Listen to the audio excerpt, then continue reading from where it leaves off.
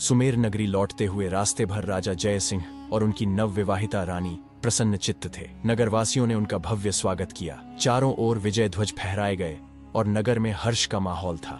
किंतु उस उल्लास के बीच एक अदृश्य साया मंडरा रहा था।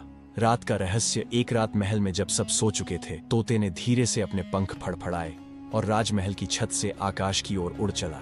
रानी ने अनायास उसकी उड़ान देख ली। जिज्ञासावश वह उसके पीछे पीछे महल की ऊंची मीनार तक पहुंच गई। वहां उसने देखा, चांदनी रात में तोते के चारों ओर नीली आभा फैल रही थी। अचानक तोता बोल उठा, पर उसकी आवाज अब साधारण नहीं थी। वह राजसी, गहरी और गंभीर थी। हे देवताओं, अब और कितना समय मुझे इस पिंजरे में कैद रखोगे? मेरी आत्मा छटपटा रही है। रानी स्तब्ध रह गई। अचानक रानी के सामने तोते की आकृति बदल गई। क्षण भर के लिए वहां एक दिव्य पुरुष का स्वरूप प्रकट हुआ। माथे पर तेज, नेत्रों में अग्नि और भुजाओं में अपार बल। वह बोला, मैं विक्रमादित्य हूँ, महान सम्राट। अपने ही सेवक के विश्वासघात से इस रूप में कैद हो गया हूँ। जब तक मेरी आत्मा को मुक्त नहीं किया जाता, तब तक यह शरीर मेरा बंधन रहेगा। रानी भय और विस्मय से कांप उठी। उसने धीमे स्वर में पूछा, तो फिर मुक्ति कैसे संभव है? विक्रमादित्य ने उत्तर दिया, मुक्ति का मार्ग कठिन और रहस्यों से भरा है। 7 अगम्य परीक्षाएं, 7 प्रश्न और 7 द्वार। उन्हें पार करना ही होगा, तभी यह श्राप टूट सकेगा। इसी बीच महल की दीवारों के पार एक अंधकारमय छाया मुस्कुरा रही थी।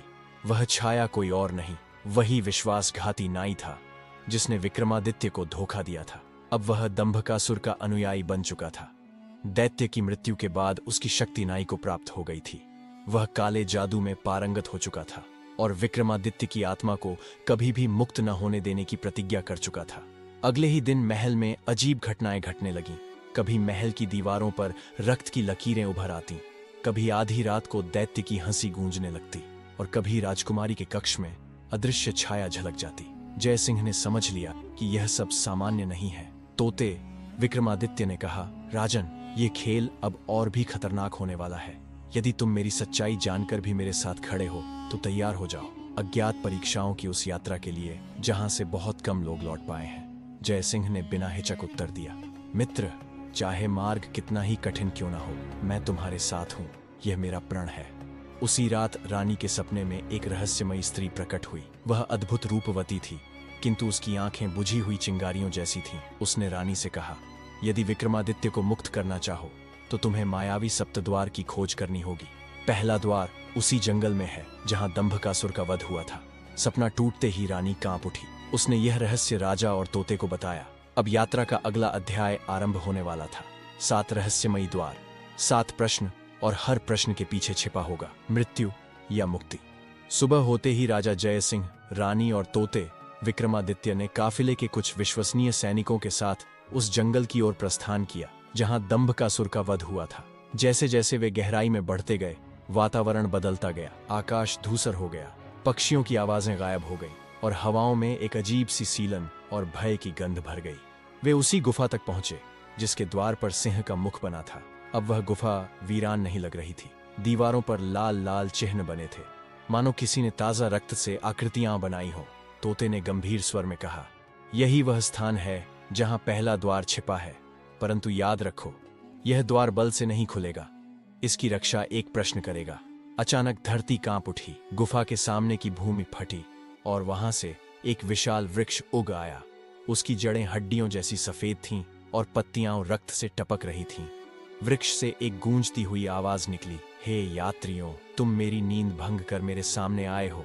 यदि पहले द्वार तक पहुंचना चाहते हो तो मेरे प्रश्न का उत्तर दो। यदि असफल हुए तो तुम्हारा रक्त मेरी जड़ों को पोषण देगा। जय सिंह ने अपनी तलवार कसकर पकड़ी, पर तोते ने कहा, राजन, ये प्रश्नों का खेल है, तलवार यहाँ बेकार होगी। ध्यान से सुनो। रक्त वृक्ष ने अपना प्रश्न पूछा, मुझे बताओ, संसार में ऐसा क्या है जो जितना बांटोगे उतना ही बढ़ता जाएगा?